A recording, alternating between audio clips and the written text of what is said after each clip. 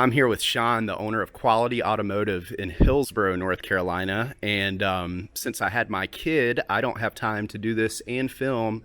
And oddly enough, I met him pulling some codes for my old 740 BMW, and he was nice enough to invite us in the shop to film as we got this job done. So, Sean, welcome to the channel, and we are going to teach you guys first the transfer case, but we're going to go ahead and take a look under the truck. Now, you can do this in your driveway, but we have it conveniently on a lift here for filming purposes. There's Luna number 2 or number 1. We haven't decided yet, but we got the Pit Luna and the German Shepherd Luna now on the channel. All right, so Sean is going to show you a trick to crack these. He actually made a good recommendation to not use a socket and to use a wrench for purposes of not stripping the bolts here, the plugs. So Sean, I'll let you go for it, man.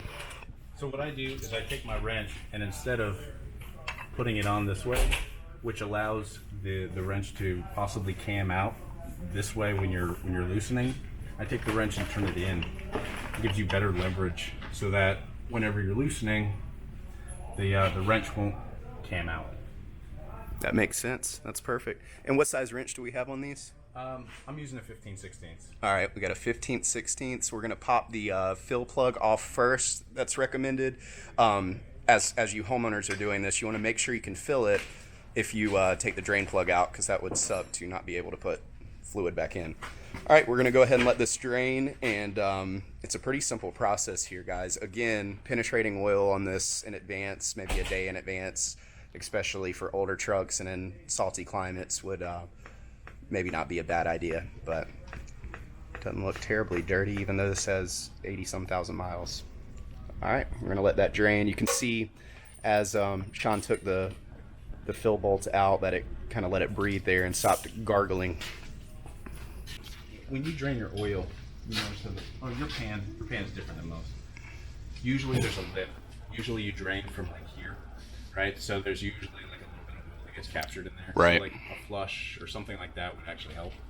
In this case, you see how it's actually lipped down here. So you So would. it's really at the lowest point. Right. I mean, we can do it if you want, but You guys heard that from the man himself. Based on the design of this transfer case, a flush may not necessarily be required because of the low point of the T case itself when it comes to the drain the drain hole. So you can run a little bit through. I know I've suggested that in previous videos, but I'm going to take Sean's word for it, and it makes complete sense to me. That looks to be just a waste of oil at the end of the day.